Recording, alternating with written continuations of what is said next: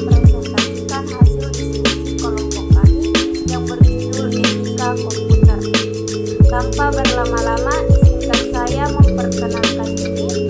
Saya Rahmadani sebagai moderator dengan NIM 244 1106 dan teman kelompok saya Bumianti Rasang dengan NIM 244 11245 sebagai pemateri pertama, Gresebon dengan NIM 244 1165 sebagai pemateri kedua, Rizkawati Paderukan dengan NIM 244 11246 sebagai pemateri ketiga, Beni Pangala dengan NIM 244 11253 sebagai pemateri keempat.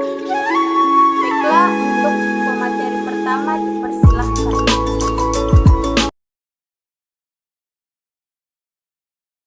Assalamualaikum warahmatullahi wabarakatuh. Perkenalkan, nama saya Bumianti Rasang dengan NIM 20044111245. Di sini saya akan membacakan materi pertama, yaitu tentang sejarah etika komputer. Komputer ditemukan oleh Howard Aiken pada tahun 1973.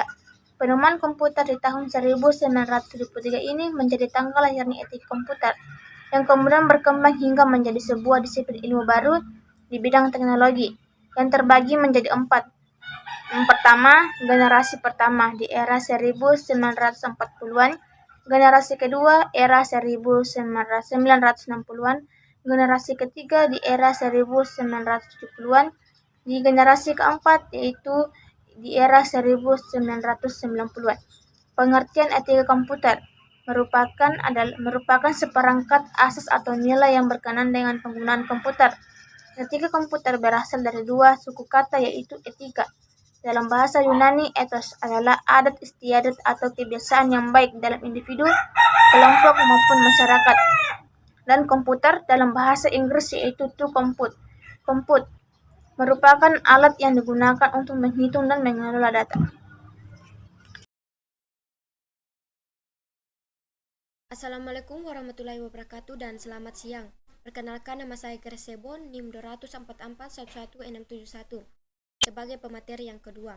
Nah, di sini saya akan menjelaskan mengenai 10 perintah untuk etika komputer dari Institut Etika Komputer serta Etika Komputer di Indonesia. Ada 10 perintah untuk etika komputer. Pertama, jangan menggunakan komputer untuk membahayakan orang lain. Kedua, jangan mencampuri pekerjaan komputer orang lain. Yang ketiga, jangan mengintip file orang lain. Yang keempat, jangan menggunakan komputer untuk mencuri. Kelima, jangan menggunakan komputer untuk bersaksi dusta.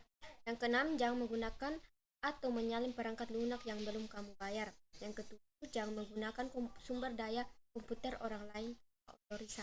Yang kedelapan, jangan mengambil hasil intelektual orang lain untuk diri kamu sendiri. Yang kesembilan, pikirkanlah mengenai akibat sosial dari program yang kamu tulis. Dan terakhir, gunakanlah komputer dengan cara yang menunjukkan tenggang rasa dan rasa penghargaan. Selanjutnya, etika komputer di Indonesia.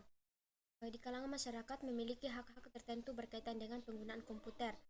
Yang pertama, hak atas komputer, yang terbagi menjadi 4 hak. Pertama, hak atas akses komputer. Yang kedua, hak atas keahlian komputer. Yang ketiga, hak atas spesialis komputer. Yang keempat, hak atas pengambilan keputusan komputer.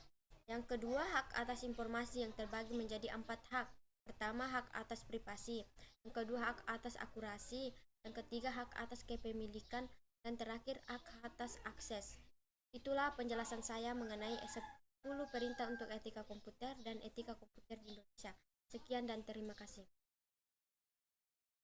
Isu-isu dalam etika komputer ada 5, yaitu 1. Kejahatan komputer, 2. E-commerce, 3. Pelanggaran haki, 4. Netiquette, 5. Tanggung jawab profesi.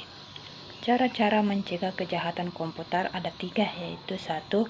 Memperkuat hukum, 2. CERT atau Computer Emergency Response Time, 3. Alat pendeteksi kecurangan perangkat lunak, deteksi berbasis aturan. Sanksi pelanggaran etika ada 2, yaitu sanksi sosial dan sanksi hukum. Bunyi Undang-Undang ITE Pasal 32 ayat 1 dan juga Pasal 48 ayat 1 Undang-Undang ITE yang berbunyi, bagi setiap orang yang sengaja dan tanpa hak atau melawan hukum dengan cara mengubah, menambah, mengurangi, melakukan transmisi, merusak, menghilangkan, memindahkan, menyembunyikan suatu informasi elektronik dan dokumen elektronik milik orang lain atau milik publik, dipidana dengan penjara paling lama 8 tahun atau denda paling banyak 2 miliar.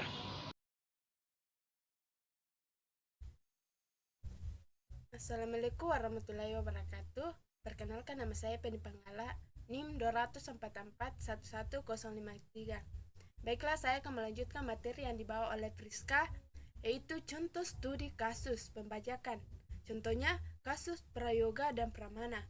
Prayoga adalah seorang desainer yang sedang berkuliah di Institusi Teknologi Bandung, Fakultas Desain Komunikasi Visual, dan menjadi anggota Asosiasi Desain Grafik Indonesia atau ADGI. Prayoga memasarkan karya-karya dan jasa membuat karya desain grafiknya melalui dunia maya atau internet, salah satunya melalui http://www.creativeprofessional.com.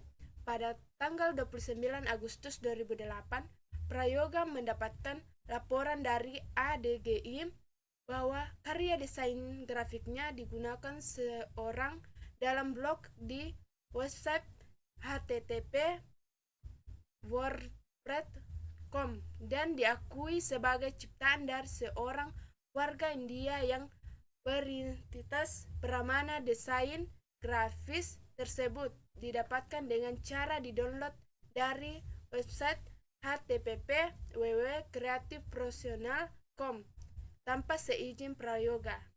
Demikianlah hasil materi yang saya bawakan. Sekian dan terima kasih.